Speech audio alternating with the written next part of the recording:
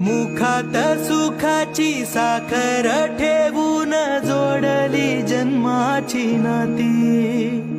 रामाच्या रूपात जपला माणूस मारुती रायाची छाती।